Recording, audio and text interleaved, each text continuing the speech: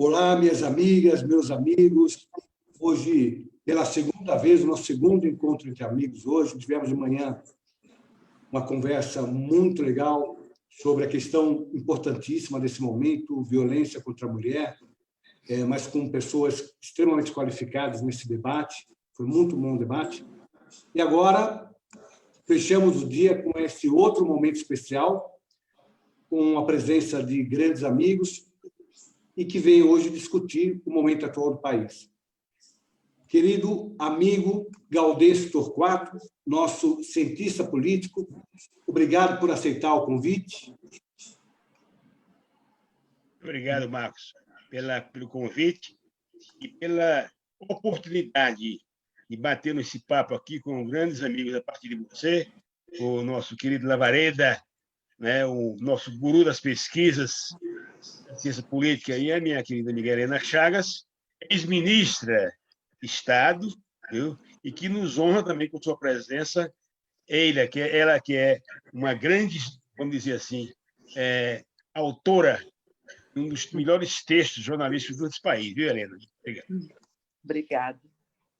Outro cientista político amigo, relevante, Antônio Lavareda, agradeço também por ter aceito esse convite, Lavareda, para estar hoje conosco, debatendo sobre esse momento do país. É um prazer estar aqui, Marcos, com você, com a Helena, com o Gaudêncio, né, e tendo a oportunidade de, através dessa live que você promove, em primeiro lugar, revendo essas pessoas queridas e, em segundo lugar, estar conversando efetivamente e fazendo uma espécie de reflexão conjunta, um brainstorming, como se denomina usualmente. E, para encerrar essa primeira passagem, agradecer muito a presença entre nós da nossa ministra, a grande jornalista Helena Chagas. Obrigado também por ter aceito esse convite. Eu que agradeço, Marcos, seu convite, super gentil, simpático. Agradeço a oportunidade de estar aqui com o nosso mestre Gaudêncio Torquato, com o nosso querido Lavareda. Para mim é uma honra ter sido chamada para estar aqui com vocês. Olha, parece coincidência, né? Porque hoje foi um dia importante, um dia destacado por conta da Operação da Polícia Federal, determinada pelo ministro Alexandre de Moraes, do Tribunal Federal.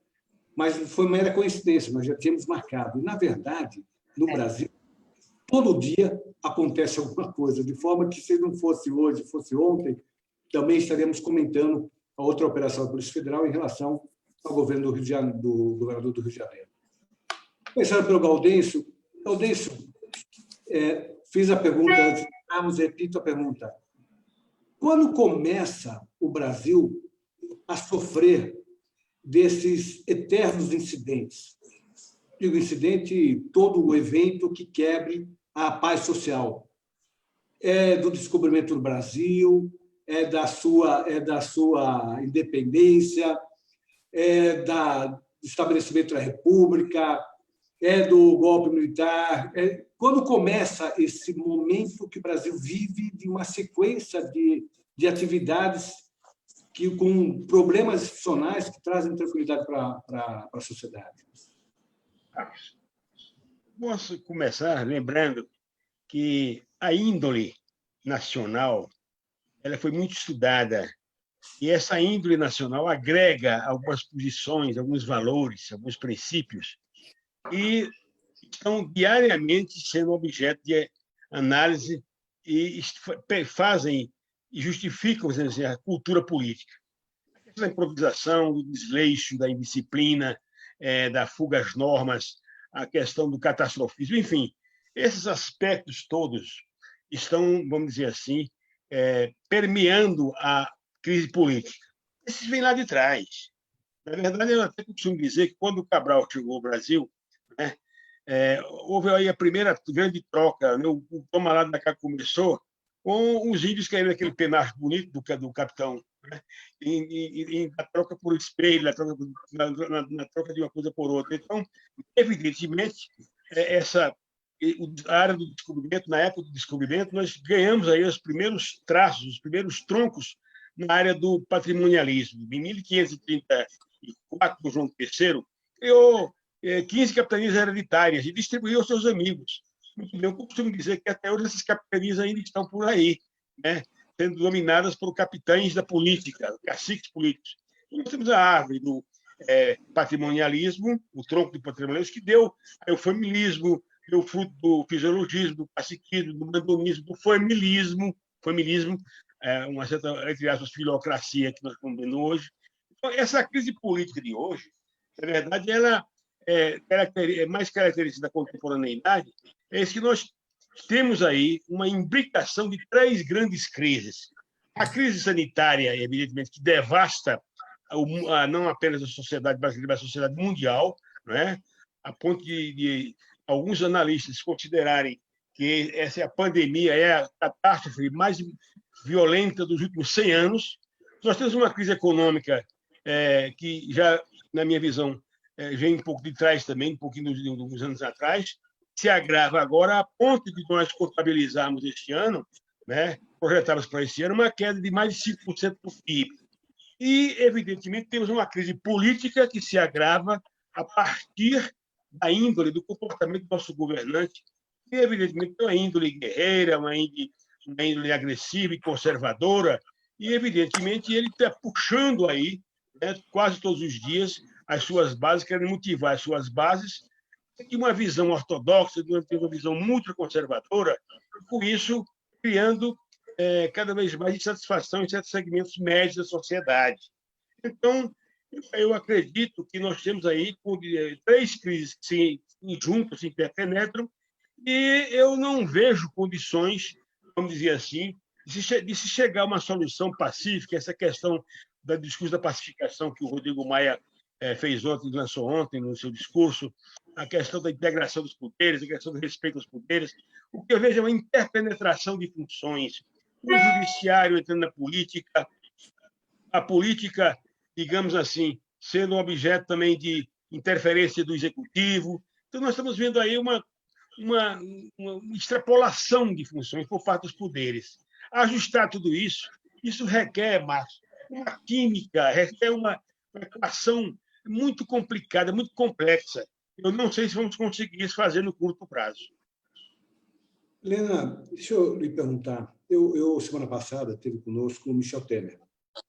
Sim. E eu fiz uma pergunta para ele e renovo a pergunta para você. Nós saímos de um regime autoritário que perdurou 21 anos no Brasil. E, ao sair dele, construímos uma nova nação com uma nova Constituição, Constituição de 1988, que, aliás, é a Constituição que está garantindo o maior período democrático da história republicana desse país. Quando sai a Constituição de 88, eu ainda era estudante de direito, mas meu professor de direito constitucional era Ulisses Guimarães, claramente se tinha a preocupação em diminuir os poderes ou equilibrar os poderes do poder executivo em relação aos 2 outros poderes. Fortalecer o judiciário, fortalecer o legislativo, como um anteparo para a tendência sempre autoritária que qualquer governante tem. Isso é da história da humanidade. A história da humanidade leva a isso. Esse é um motivo das crises seguidas que nós tivemos, que não foram poucas, porque eu lembro, década de 80, década perdida, nós passamos realmente por muitas crises. Difícil imaginar um período um pouco mais tranquilo no Brasil, com uma tranquilidade um pouco mais duradoura. É esse o desequilíbrio que existe hoje, os poderes se reafirmando, querendo mostrar a sua independência em relação um ao outro, que leva a esse momento de tensão, é isso? Marcos, que pergunta boa, né? Você fala aí que você era um jovem estudante de Direito, eu era uma jovem repórter cobrindo aqui a Constituinte de 88, aqui em Brasília. Acompanhei muito de perto, aprendi muito, para mim foi uma escola aquilo ali. Mas você tocou no ponto que é o presidencialismo à brasileira, que é um sistema que tem uma série de defeitos. Não é que a gente deva mudar, virar parlamentarista, eu não sei, mas você tem uma série de problemas no presidencialismo à brasileira, não é? inclusive os problemas do sistema eleitoral que não permitem uma representação totalmente fiel da cidadania, etc. Se fosse discorrer aqui, eu nem me atrevo, porque meus dois colegas de programa me dão aulas sobre isso, porque os dois entendem profundamente desse assunto. Então, o presidencialismo brasileiro ele tem seus problemas, ele deveria passar por reformas que seriam naturais no sistema democrático, uma reforma política, mas que até hoje ninguém fez. Nenhum governante eleito teve coragem de fazer essa reforma, porque ela implica cortar na própria carne, ela implica mudar o sistema pelo qual o sujeito chegou lá e se elegeu, né? E ninguém faz isso, né? Na esperteza que o professor Torquato ali tão bem explicou, né? Da brasileira. Mas o que eu queria dizer é que, nesse momento, além dos problemas, que nós temos problemas funcionais do presidencialismo, mas eles foram sendo superados ao longo desses anos. Claro, tem alguma coisa errada. Em pouco mais de 30 anos de presidentes eleitos, 2 deles sofreram impeachment. Isso aí não é um sistema que funcione bem. Mas eu acho que nós estamos numa conjuntura especialmente grave, porque a pessoa que se elegeu pelo sistema presidencialista, se elegeu constitucionalmente, ele é claramente alguém que não compactua das regras da democracia. Ele se elegeu e agora, no poder, no momento em que ele se sente acuado, em que ele sofre derrotas políticas, em que ele tem problemas e choques com os demais poderes, ele talvez não esteja ali à altura dessa relação. Ele investe, sobretudo, contra as instituições, não é? Contra a imprensa, contra o judiciário, contra o legislativo. Então, nós temos, eu acho que são aí 2 problemas. Os problemas funcionais do nosso sistema, que existem mesmo, mas que, ao longo desse período de redemocratização, que a gente viveu desde o governo militar, os governos militares, nós fomos superando isso e fomos aperfeiçoando, e, no final, nós tivemos instituições que funcionassem. Então, mas esse é um problema, mas eu acho que o problema principal foi ter sido eleito, não é, nesse nosso sistema disfuncional, um presidente que não está acostumado, que talvez não saiba agir dentro do jogo, das regras do jogo da democracia. E aí nós estamos vivendo um grave conflito entre os poderes nesse momento. Agora, eu perguntar sério para você, a sua visão em relação ao que nós estamos vivendo, se, aí eu pergunto, de fato, o presidente não se pauta para o diálogo, não é o perfil dele. Ele agrava o conflito, o atrito entre os poderes, que numa democracia é normal, mas que, pela disfuncionalidade da nossa democracia, já cria sempre um clima de estresse contínuo. É causa, é efeito? Olha, Marcos, para responder a isso, eu gostaria de pegar uma espécie de carona na fala tanto do Gaudêncio quanto da Helena. Primeiro, eu diria que o diagnóstico dessa conjuntura do Gaudêncio é perfeito, né? Essa superposição das crises que estão ocorrendo em todos os países, quais sejam, crise sanitária, crise econômica associada a ela, natural. Mas a especificidade brasileira da crise política, e eu acrescentaria a turbulência judicial-policial, que parece que veio para ficar. Certo?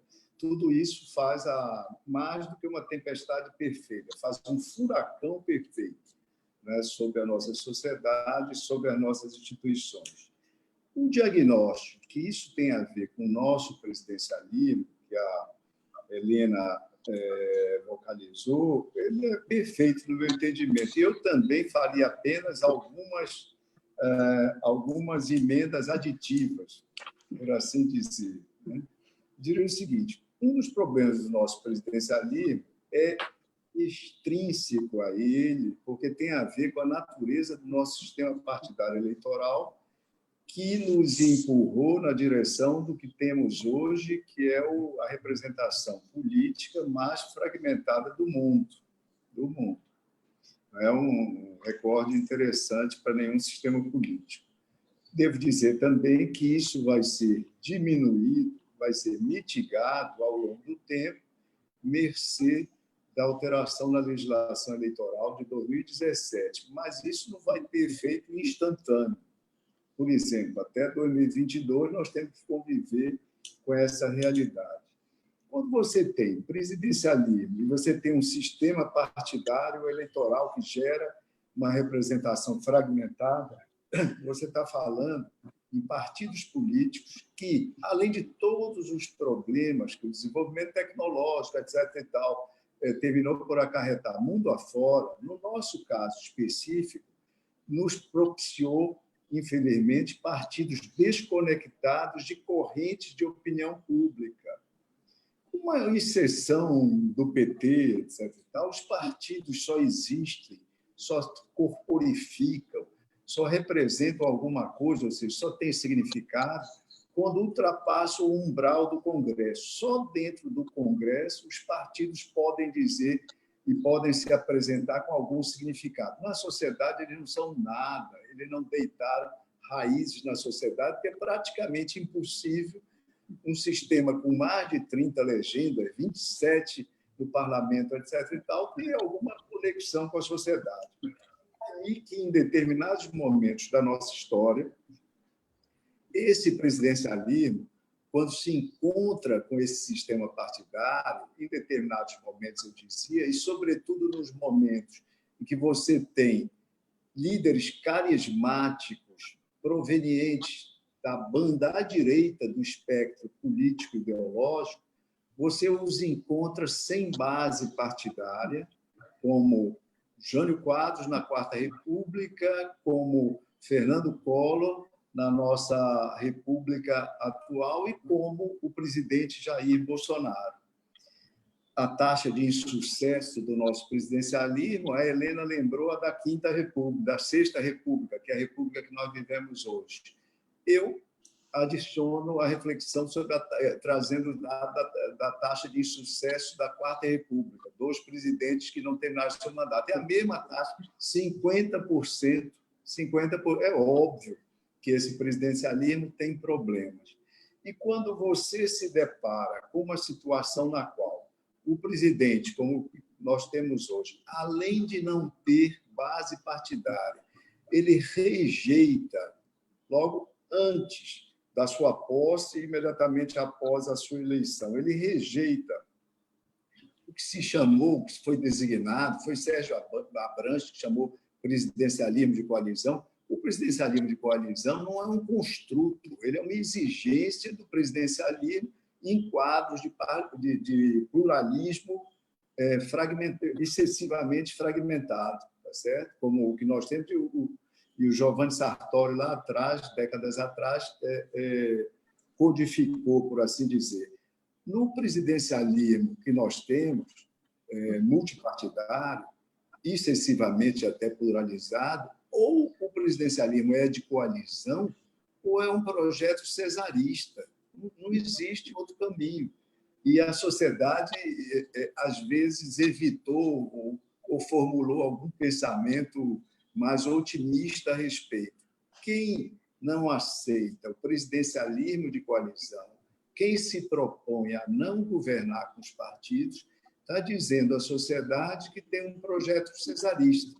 Cesarista na melhor definição gramsciana, ou seja, num momento, numa conjuntura política em que nenhum grupo, nenhum partido, nenhuma fração, nenhuma classe, nenhuma fração de classe, etc. e tal, consegue se sobrepujar e impor o seu programa de governo, tá certo? Se há um líder carismático, e a expressão já vem no original que eu citei, se há um líder carismático que consiga, num determinado momento, centralizar no executivo todo o poder, ou todos os poderes do Estado, está implantado uma solução cesarista, obviamente, não democrática. Nesse sentido, o nosso presidente, ele às vezes avança, às vezes recua, etc. e tal. Nesse momento, ele tenta dar um passo de composição com segmentos do Congresso, com o Centrão, os partidos do Centrão, o PSD, o PP e outros partidos que nós conhecemos. O PRB lá já está lá, etc., etc. e tal. Até porque eu vejo dificuldades para o presidente Bolsonaro implantar um projeto cesarista. Frequentemente, e me permita, Marcos, que eu já vou, depois de responder a questão, já vou deixando uma provocação aí para os nossos amigos. Frequentemente se pergunta, né, os analistas perguntam se o presidente tem um projeto de iliberal e se há um projeto de resgate do movimento, do golpe de 1964, etc. Isso é frequente e é uma discussão bem-vinda, porque é uma reflexão necessária. Ela deveria estar posta e desde o segundo turno da eleição de 2018, mas ainda que posta nesse momento, é uma discussão que jamais poderá ser acusada de despropositada. Eu sou daqueles que acreditam que para Jair Bolsonaro não está colocado nenhuma hipótese de qualquer coisa equivalente a 1964. E não apenas porque 1964 foi um golpe no sentido de força fora, né, de fora para dentro do então Executivo Federal. Agora seria um golpe, né, de continuidade, através das forças que já estão ocupando o Executivo Federal no momento. É que eu quero chamar a atenção que a fórmula que foi implantada em 64 foi uma fórmula bastante sofisticada. Nós não tivemos ditadura a princípio, tivemos um regime autoritário no qual havia rodízio dos generais, no qual havia um alto comando que funcionava rigorosamente como alto comando das Forças Armadas, que funcionava como uma espécie de Conselho da República, que mantinha eleições regulares, imagina, de fato, com muitas limitações, com muitas restrições, mas tinha todo um arcabouço político institucional que não merecia e que não podia ser denominado de ditadura simples, tanto que era um regime autoritário. Jair Bolsonaro não tem nenhuma chance de se manter no poder no regime sofisticado como o regime autoritário implantado em 64. Ele poderia concentrar todo o poder, né, no executivo sob sua presidência, no modelo cesarista que nós tivemos em 1937, o modelo do Estado Novo. Mas o que eu digo, que eu faço, talvez seja importante nós lembrarmos, é que a fórmula cesarista, que eu lembrava a descrição do Gramsci lá atrás, etc., mas isso remete à discussão do 18 de maio, Marx, etc. e tal, ela exige líderes políticos com alguma sofisticação de articulação e sofisticação intelectual também, convenhamos. Quando a gente fala em Getúlio Vargas, basta reler, qualquer um de nós relermos o Lira Neto, a descrição dos anos, como é que foi o ano de 37, o trabalho que deu para o Getúlio fazer aquela engenharia, aquela arquitetura e a construção do golpe de 37. Né? Então, é alguma coisa difícil. O Jair Bolsonaro não é apetrechado para essa tarefa que se precisaria se propor um líder cesarista nesse momento. Mas eu já me estendi demais, desculpem aí eu ter ultrapassado o limite da sua questão. Gaudêncio, só para a gente circular, mas, por favor, a palavra está aberta. Você me conhece há muito tempo, né? Nós nos conhecemos há muito tempo, já conversamos muito sobre política. Há muito tempo tenho defendido que não adianta o Brasil caminhar para reformas estruturantes, econômicas, tributária, mesmo administrativa, se isso não for precedido de uma grande reforma política. Porque a reforma política qualifica o debate, permite um debate melhor no Congresso, um Congresso melhor composto, dá maior legitimidade para as outras reformas. Os presidentes, desde a retomada da democracia com a Constituição de 88, todos, sem exceção, promoveram reformas, todos promoveram. Algumas reformas sociais, outras reformas econômicas. A reforma previdenciária, por exemplo, já tinha sido feita pelo Fernando Henrique. A reforma econômica vem desde o Sarney. E nem por isso nós conseguimos a chamada modernidade do nosso parque industrial, tecnológico. Continuamos engatinhando, patinando no que diz respeito à capacidade nossa de competir com o mundo. A reforma política passou da hora e o momento atual não é resultado do quadro político que nós vivemos. Como eu disse, ele é causa ou ele é feito do que as bases políticas nossas estabeleceram durante esse período? Tentar responder essa complexa questão que o Marcos coloca, lembrando um pouquinho o que colocou a Helena e o Lavareda, eu gostaria de acrescentar nas observações anteriores essa vocação do presidencialismo absolutista brasileiro.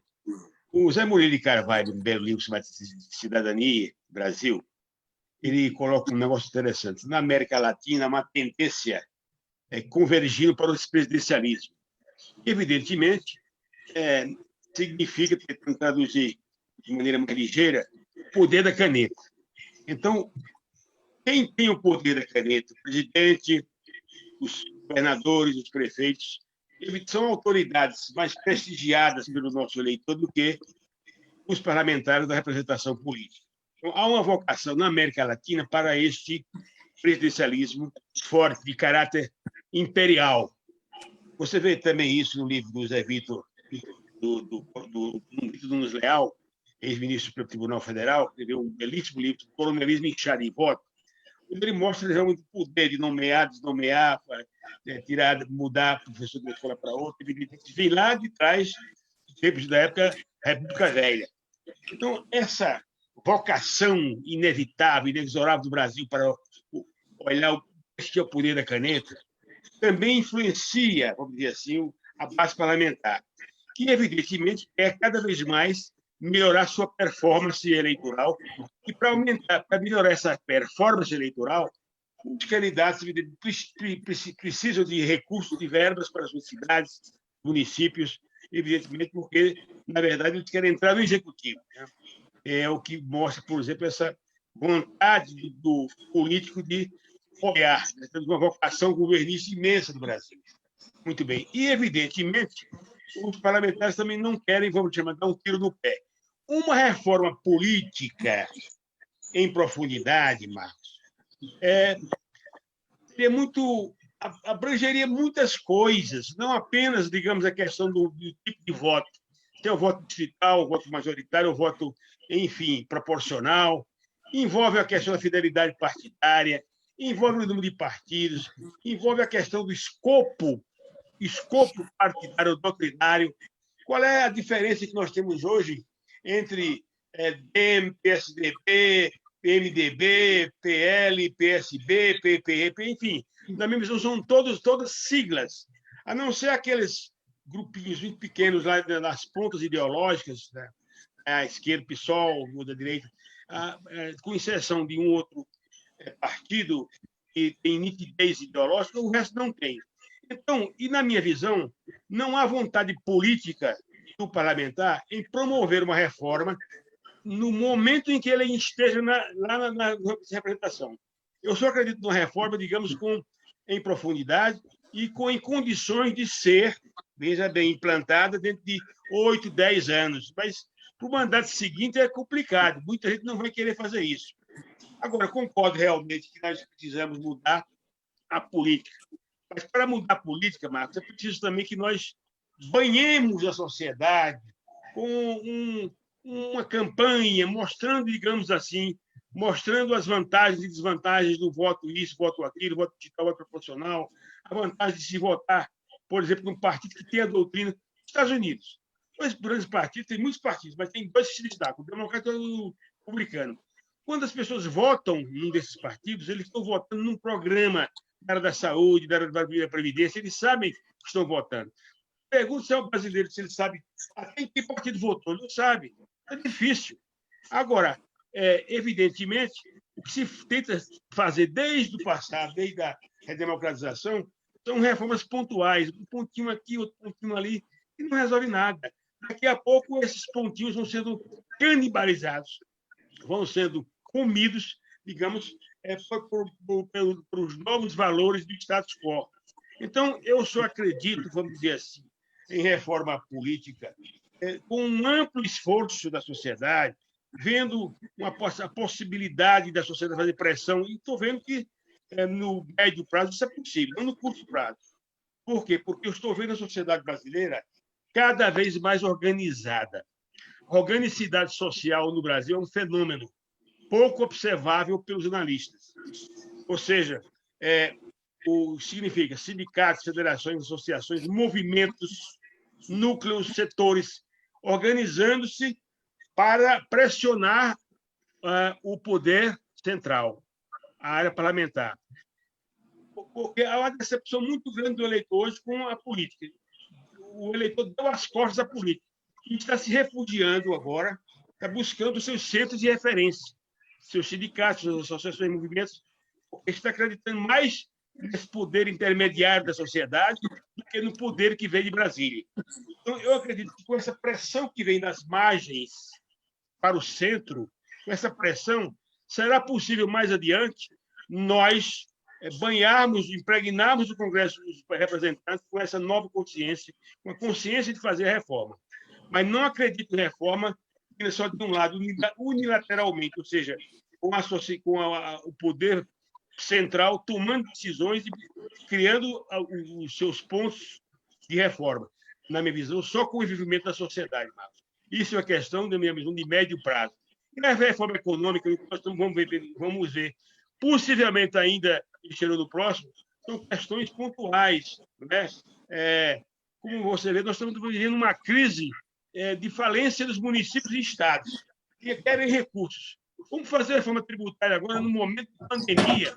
Quem é que quer perder? Ninguém vai querer perder um naco sequer dos seus recursos. Então, eu acho muito difícil, no meio dessa pandemia, tentarmos ter consciência para fazer uma reforma tributária, e menos ainda uma reforma política. É a minha visão. Ana, deixa eu só pontuar aqui as pessoas que estão acompanhando, falar alguns dos nomes das pessoas que estão nos acompanhando: o Primo Munir Abdi, a Rosa Miranda, o Danilo Barbosa Quadros, o Fábio de Souza Santos, o Fernando César Baruso, de Adamantina, o Aldomiro Pisanelli, a Elaine de Almeida, o João Milani Veiga, o Andrei Souza, o Igor Lobo, o Glaudeci Passador, Sara Nunes Torquato, Vladimir Cassani, Eudécio Teixeira Ramos, Isabela Castro, Reni Melo, Gustavo Pedrosa e a Tânia Fregatti, de Bebedouro, São Paulo. Helena, você mencionou a questão do regime que nós vivemos. E a discussão sobre presidencialismo, sobre parlamentarismo, é uma discussão que nós já tivemos em alguns momentos no Brasil, inclusive por plebiscito.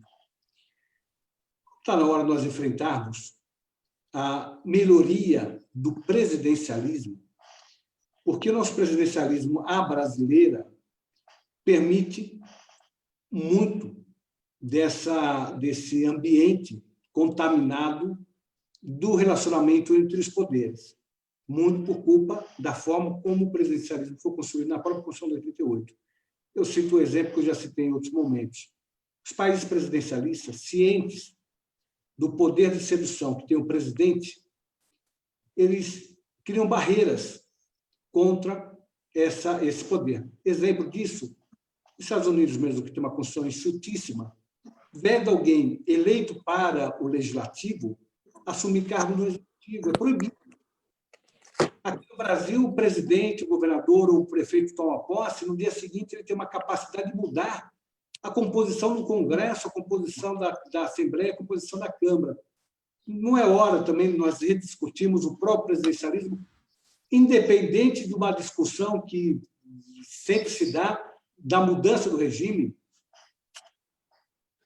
Olha, Marcos, eu acho que as virtudes do presidencialismo ou do parlamentarismo não é questão porque um regime é assim, o outro regime é assado. Eu acho que o professor Gaudêncio ele introduziu aí um elemento muito importante na fala dele, que é a sociedade. Por que o que é importante nesse momento?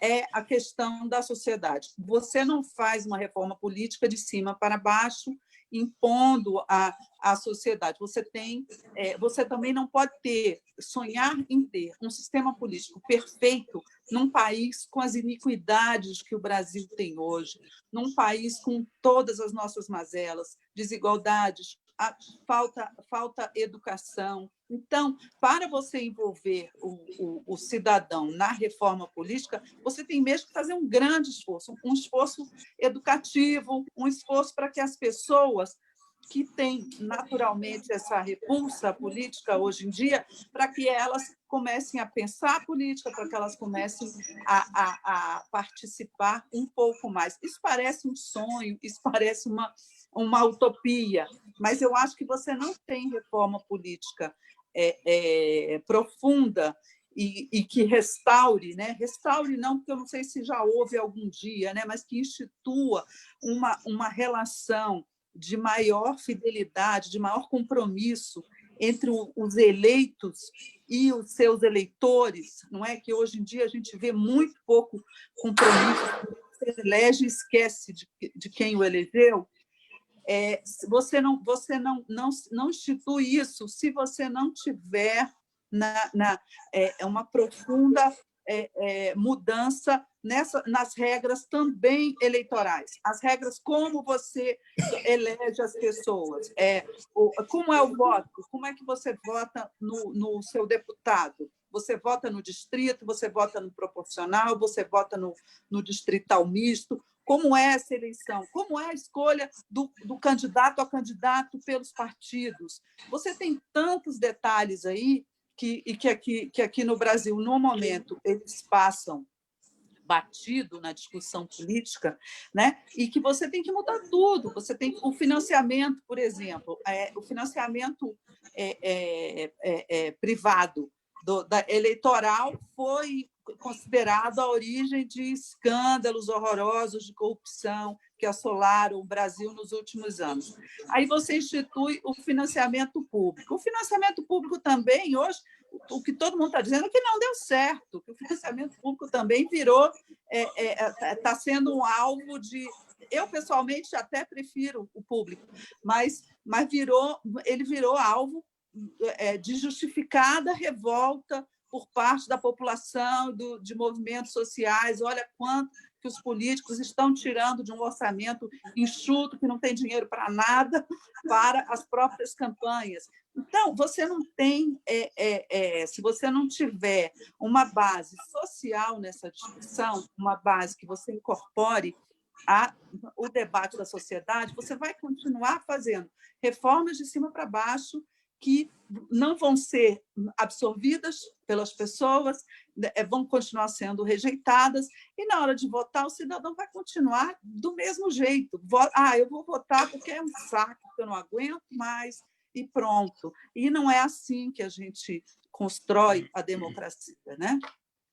Agora, nesse gancho, deixando para a Helena, fazer para a sociedade ter uma participação mais efetiva na vida política.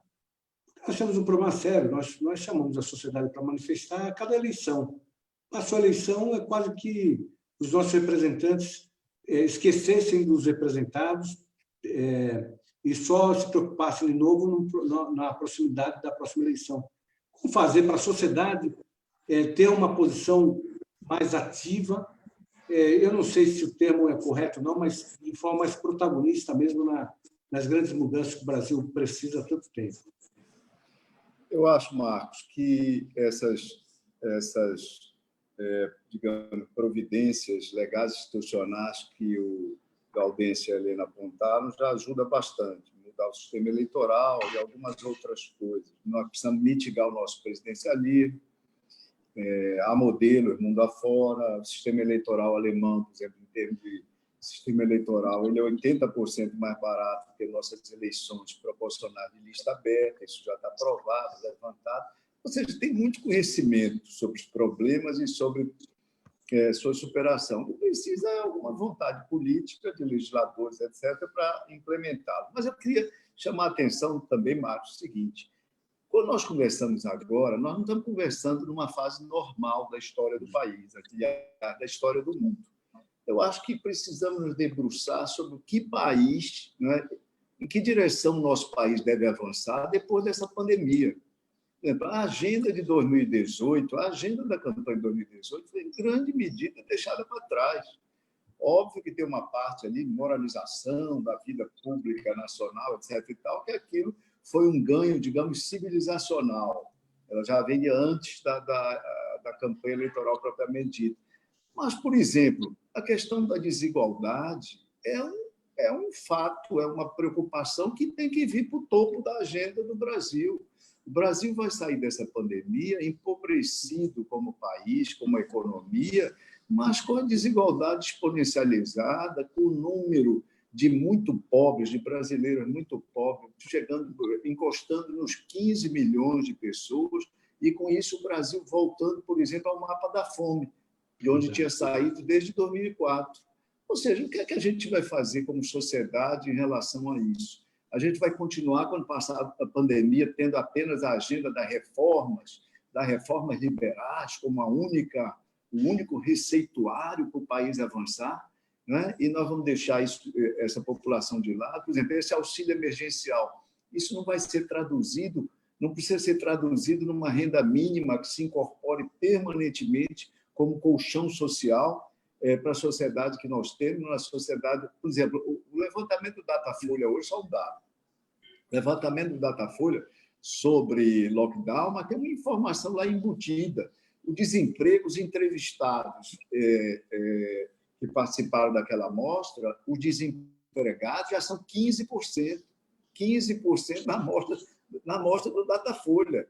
Esse número vai chegar nos 20% da taxa de desemprego nossa, etc. Como é que o Brasil vai enfrentar, então, essa questão? Eu digo, a gente precisa revisitar a nossa agenda. Os Estados Unidos, depois do 11 de setembro, refizeram a agenda da sua eleição presidencial imediatamente anterior. Basta dizer que os republicanos, que fizeram a campanha eleitoral toda preocupados com déficit fiscal, etc. e tal, abriram as torneiras para o investimento armamentista, etc. Estou fazendo o paralelo com um quadro concreto do regime também presidencial. Como é que a agenda do país precisa mudar? Depois dessa pandemia, a agenda precisa mudar e a sociedade precisa participar disso. E eu não sei se o governo nosso, etc. e tal, está suficientemente atento e preocupado para isso. Artigo 3º da nossa Constituição. É o objetivo da República erradicar pobreza, reduzir desigualdades sociais e regionais.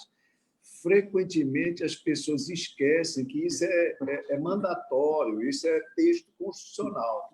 A nossa Constituição, de fato, precisa, inclusive, ser valorizada, ao mesmo tempo que precisa sofrer algumas modificações e atualizações, um ajornamento, ela precisa ser valorizada e defendida, porque o seu artigo 3º é um verdadeiro programa, não só para o governo, para o Estado brasileiro. Verdade. Gaudêncio, o Lavareda comentou do momento atual que vivemos, né? A gente olha para o lado, olha para o outro, olha os países, e a impressão que passa é que o Brasil está absolutamente isolado. Há uma construção social nos demais países, pelo menos aquilo que nos chega. Eu ontem mesmo estava conversando com um português, ele dizia, Marcos, aqui, quando começou a pandemia, todos os partidos se uniram, todos, do centro, da direita à esquerda, da extrema direita, da extrema esquerda, foi algo inédito. Todos se uniram em busca de um bem comum, que era o interesse à vida. Quando começamos a construir algo, na quinta-feira passada, primeira vez que houve uma conversa, um início de conversa entre o presidente e os governadores, surge o vídeo de uma reunião de um mês atrás, com agressões verbais contra governadores. Aí, imediatamente após o vídeo, veio a diligência da Polícia Federal. Eu não estou entrando no mérito, evidentemente, estou contando o fato, né? Veio a diligência da Polícia Federal em relação ao governador do Rio de Janeiro, né? E o governador do Rio de Janeiro atribui a diligência à Presidente da República, que, por sua vez, posta, olha, agora prenderam o celular dele. E hoje, mais uma operação da Polícia Federal em cima de um segmento, não estou entrando no mérito, em cima, evidentemente, daqueles que são partidários do presidente atual e que, segundo o despacho, compõem a força dessa avalanche em redes sociais que é feita a cada tema, vem um volume gigantesco. É inimaginável, num momento como esse, um passo em direção ao diálogo, esquecer um pouquinho todas as diferenças, as colorações, partidos políticos, tentando perceber que nós vivemos uma crise. O Brasil está no centro da pandemia mundial. Os nossos números já estão próximos dos Estados Unidos dos oficiais, quanto mais sem considerar as subnotificações. É inimaginável a capacidade do brasileiro em dialogar, em conversar, dos políticos, das autoridades, dos nossos representantes. É impossível pensar em algo assim? Marcos, nós estamos vendo aqui uma completa inversão de posições. Quem deveria puxar, mobilizar a sociedade, né, em torno de medidas, de ações, comportamentos que pudessem também combater a pandemia, devia ser quem? O nosso comandante-chefe do país, Partido do Ministério da Saúde. Mas não vemos essa posicionamento. Essa proposta, eu estou vendo hoje quase vamos dizer, uma furada de cerca todos os dias. Lockdown, mais ou menos, quer dizer, isolamento social, mais ou menos. A ponto de eu lembrar aquela historinha, que eu sempre gosto de lembrar, existem 4 tipos de sociedade no mundo. A primeira é a sociedade inglesa, onde tudo é permitido, salvo o que for proibido. A segunda é a sociedade alemã, onde... Eita, caiu aqui a... Não, estou ouvindo. Está ouvindo? A segunda é a sociedade alemã, onde tudo é ouvido... Marcos, deu um tilt aqui, eu perdi imagem. Nós já estamos te ouvindo. Hein? Estamos te ouvindo e estamos vendo. Estão vendo? Então, eu vou continuar. Então, a segunda é a sociedade alemã, onde tudo é proibido, salvo que for permitido. A terceira é a sociedade ditatorial, né? Tipo Coreia do Norte, onde tudo é proibido, mesmo que for permitido. E a quarta é a brasileira, onde tudo é proibido, é permitido, mesmo que for proibido. Brasileiro. Então, o que nós estamos vendo aí é uma bagunça geral, né? E cada vez mais o Brasil se isolando do mundo em função dessa política de alinhamento com as automáticas dos Estados Unidos, quebrando a tradição brasileira do multilateralismo que tem caracterizado a política de relações exteriores do Brasil. Então, nós não estamos vendo absolutamente esse multilateralismo, estamos vendo essa relação bilateral quase exclusivamente com os Estados Unidos. Isso já está criando problemas imensos. Imagine se o mercado, por exemplo, asiático, se fechar em relação ao Brasil. É um desastre maior ainda. Então, o que nós estamos vendo aqui é um executivo que não assumiu o seu posicionamento, a sua posição de liderança no processo. Agora, como melhorar isso? Na minha visão, só com a participação social. A campanha de 2022 já está sendo aberta nesse momento. Você viu que quase ninguém está falando da campanha deste ano. Ele passar por cima deste ano para já chegar em 2022. Então, eu estou vendo uma polarização muito grande, um acirramento de tensões, o ódio tomando conta das redes sociais, né, ou a indignação, enfim, as hostes de um lado e do outro brigando umas com as outras, estão num processo de canibalização recíproca. Então, nós precisamos mudar esse eixo, ou de uma outra forma, Precisa mudar a consciência nacional. Como você sabe, nós temos um problema no Brasil, você citou a Constituição de 88, que é uma Constituição libertária, uma Constituição, vamos dizer assim, cidadã. Só que no Brasil, veja bem, apesar dessa Constituição, os direitos da cidade de cidadania não são tão observados como, por exemplo, na cultura europeia, que é a cultura anglo-saxã, onde sim, não é não. Aqui depende. Então, o que nós estamos vendo aí é uma situação de inversão. Quando nós deveríamos ter hoje uma valorização da cidadania, nós vemos hoje uma demagogia em relação aos direitos sociais, por exemplo. Então, acho muito difícil, Marcos, sairmos desse impasse, a não ser que, pelo voto, que é a principal arma hoje que o cidadão tem para se defender, é mudando a área política. Eu estou vendo que houve uma mudança muito grande na última eleição de 2018, mais de 3/4 foram mudados na Câmara Federal, e eu acredito que essa mudança poderá também ocorrer este ano no processo eleitoral municipal, a partir da eleição dos 5.560 prefeitos e dos vereadores, de milhares de vereadores de todo o Brasil, Marcos. Vamos apostar que a reforma, que a eleição, a urna, é o instrumento que o cidadão tem para reposicionar o país no seu caminho. Helena, o Gaudêncio falou, né, comentou que nós já estamos tratando a eleição de 2022, quando temos uma eleição importantíssima agora, que é a eleição municipal, que, em tese, era o momento de você começar a fazer as grandes mudanças, que você estimula, principalmente o jovem, participar do processo eleitoral, trazer o jovem para o debate, novos políticos, novas lideranças. Me lembrou uma Copa do Mundo, que o Brasil estava comentando o jogo seguinte, não lembro qual é, acho que era o jogo contra a Alemanha, que como é que nós vamos passar para a Alemanha e perdemos para a Itália. Estava tão preocupado com o jogo seguinte que nós perdemos a Copa do Mundo de 82. É um momento que nós não temos o direito de perder esse momento para começar mudanças, principalmente nessa linha que você comentou, Helena, de trazer a população para a discussão política, e para isso a eleição municipal é o melhor palco possível, não é isso? Sim, Marcos, com certeza. Eu estou até com um pouco de pena, porque a campanha da eleição municipal, por causa da pandemia, me parece que vai ficar bastante prejudicada, né? Estão falando em adiar as eleições, o adiamento deve ser curto, provavelmente para novembro ou dezembro, mas é óbvio que o debate eleitoral ele vai perder bastante para a pandemia nesse ano. E é uma pena, porque, fazendo uma síntese aqui do que meus dois companheiros brilhantes de programa acabaram de dizer, o professor Gaudêncio falou da falta de liderança, né? Que o Executivo, o Presidente da República, não está ocupando o papel que ele teria que ter nesse momento difícil para o país, não é? De exercer a liderança da nação. Ele não está exercendo, ele não tem, o executivo é muito fraco. Então, essa eleição, embora seja municipal, ela já começaria a nos indicar um caminho para 2022. Por quê? Porque no poder, na liderança política, não tem vácuo.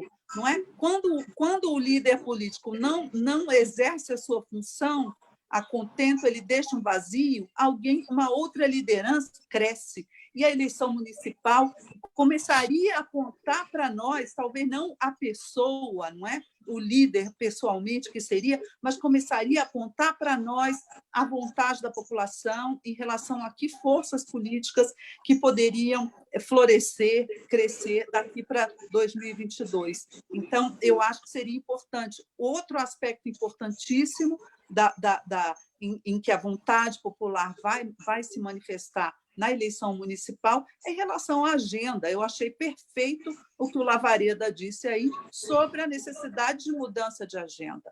Nós não precisamos mudar as pessoas, só nós precisamos mudar a agenda. A pandemia escancarou para muita gente que não via antes, não é? Muita gente via, mas muita gente não via antes o grau de desigualdade, e ela acirrou esse problema. Hoje, eu vi uma notícia que, em abril, perderam 800 mil empregos com carteira assinada, né? O Lavareda acabou de falar dos 15% do Datafolha que disseram que estão desempregados. Então, nós vamos estar diante de uma realidade de brutal crise social. E a eleição é, nesse momento, também importantíssima válvula, não é, de escape aí para as pessoas poderem começar a dizer, olha, nós não queremos mais esse caminho, não pode ser só a agenda liberal, nós temos que pensar em outras coisas. Tudo bem que uma eleição municipal é condicionada muito por fatores locais, mas me parece que a situação nacional está tão pesada, tão complicada, que ela terá, sim, alguma influência maior do que o normal nessas eleições municipais. Rezo a Deus para que isso aconteça. Ana, já vou pedir para você, porque nós estamos aproximando das 18 horas, a gente é pontual no começo e pontual no fim. Quero agradecer mais uma vez a sua disponibilidade em estar conosco, participando dessa conversa. Espero que seja a primeira de outras tantas. E, como o Gaudêncio comentou no começo, eu ia falar e não acabou passando, o seu texto é um dos melhores textos de análise que eu conheço. Você realmente... Nossa! Obrigado. Vou ficar muito tempos da coluna no Globo. Me lembro dos tempos da coluna que ela tinha no Globo. Aliás, eu vou ficar muito vaidosa, porque essas três pessoas, Marcos, professor Gaudêncio e professor Lavareda, me elogiando, realmente eu ganhei o meu dia, a minha noite, a minha semana e o meu mês também. Muito obrigada a vocês por me fazerem esse convite. Obrigado, querido. Lavareda, olha, pode ter teu tempo, mas já encaminhando para o final também, por favor. Marcos, eu vou me despedir de vocês, reiterando aí o agradecimento pelo convite, o prazer que tive de estar com você, com o Gaudêncio, com a Helena, que tem um texto, como foi sublinhado, fantástico, mas o texto emoldura e dá forma a um conteúdo de rara inteligência. Foi um prazer. Mas deixa eu terminar com uma coisa polêmica para dizer para vocês. Eu não tenho esse otimismo sobre as eleições municipais. Eu vou dizer mais. As eleições municipais vão chegar num momento totalmente desinteressante, pouco apropriado para a vida nacional. As eleições municipais vão nos tirar do foco. As eleições municipais vão dividir artificialmente a base da sociedade, que são os municípios, para as pequenas questões locais, enquanto hoje os grandes problemas, os macro-problemas, a mudança de agenda que a gente precisa é nacional. Tivesse o Congresso mais coragem, tivesse as lideranças nacionais menos preocupação com a prefeitura que vão ganhar no Rio de Janeiro ou em Minas Gerais, ou etc. e tal, e elas parariam para pensar que essa pandemia justificaria um adiamento dessas eleições, não para a época natalina de dezembro, mas um adiamento para 2022, para nós termos eleições gerais em 2022 e realinharmos o sistema partidário eleitoral que está desalinhado desde 2018. Essas eleições eleições municipais em geral, elas afetam, elas falam um pouco sobre eleições anteriores e também elas jogam luz sobre as eleições posteriores. Essa nem tanto, nem vamos poder cumprir esse papel, porque o presidente vai estar assistindo essa eleição de camarote, da janela, porque o seu partido não vai competir nas eleições municipais. As eleições só vão servir para dividir a sociedade e dividir os partidos de oposição, basicamente em cima das questões locais. É óbvio que a população vai votar com uma preocupação, com um clima, tá certo? Em grande medida nacionalizado. Eu faria um paralelo até com as eleições de 1988, que foram as últimas eleições nossas com um tamanho teor de nacionalização. Só que em 88 havia com clareza o partido do presidente. O partido do presidente Sarney era o PMDB da época. Então, as pessoas votavam a favor ou votavam contra. Não vai haver isso. Vai haver adeptos do presidente distribuídos pelas mais diversas legendas. Aliás, nós só tivemos isso na Quarta República, porque o PCB, quando foi para a ilegalidade em 47, gerou um fenômeno que era o entrismo. Então, os comunistas participavam das diversas legendas. Nós vamos ter um entrismo bolsonarista em 2020, tirando o foco da questão nacional, no meu entendimento, lamentavelmente. Obrigado a vocês. Obrigado, querido. E, Gaudêncio, só para o final, essa semana eu estava assistindo uma entrevista do presidente da Câmara, Maia, semana passada. E no meio da pandemia, ele estava dizendo a pauta que é de votação naquele dia, ele abriu a pauta com a discussão da criação do Tribunal Regional Federal de Minas Gerais. A pessoa não tem noção de realidade, né? O que tem de relevante no meio de uma pandemia, com todo mundo preocupado com as questões econômicas, com as obrigações. As pessoas não dormir não é só por causa do coronavírus, é com a obrigação, com o dinheiro que não tem para pagar a conta no dia seguinte. Pensar num projeto de lei para criar o Tribunal Regional Federal de Minas Gerais, que importância! Não é que... que importância tem isso para esse momento? Será que um dia nós vamos ter pessoas mais sintonizadas com a realidade do país, né, e do mundo? E olha o Rodrigo Maia, que foi dito como uma grande liderança nesse período das mudanças, ele fazendo uma coisa dessa. É difícil esse país do ponto de vista político, né, Galdêncio? Eu agradeço a você também, meu amigo querido, por ter aceito esse convite, ter me ajudado a organizar esse encontro, e nós chegamos ao final. Obrigado, Galdêncio. Obrigado, Marcos. Um abraço para a Helena, um abraço para a Lavareda, meu amigo Lavareda, e para você, um afetuoso abraço, porque você fez uma brilhante gestão por 2 mandatos na OAB São Paulo, sendo considerado um dos melhores gestores da OAB durante todos os tempos na OAB São Paulo. E eu quero me congratular com os amigos e dizer que eu tenho esperança de que realmente nós nos adaptemos e criemos mais adiante uma agenda nacional, uma nova agenda sobre um projeto nacional que nós não temos. Nós não temos nem líderes fortes, nem um projeto nacional. Precisamos construir esse projeto para que a sociedade brasileira saiba para onde vai. Marcos, meu agradecimento pelo convite e até a próxima oportunidade.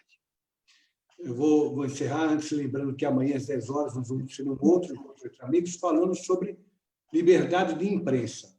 Aí nós teremos aqui o Heródoto Barbeiro, nós teremos o William Correia, enfim, vai ser mais uma discussão, amanhã às 10 horas. E aqueles que estiverem participando, lembrem de dar uma curtida, fazer o link com a página, para que possam também ir acompanhando as novidades da nossa página. Um abraço a todos, bom final de quarta-feira. Eu já não lembro nem que dia de semana é quando eu falei, hoje é quarta-feira. Bom final de quarta-feira. Tchau, querido. Tchau. Me cotovelo. Tchau, tchau. Tchau.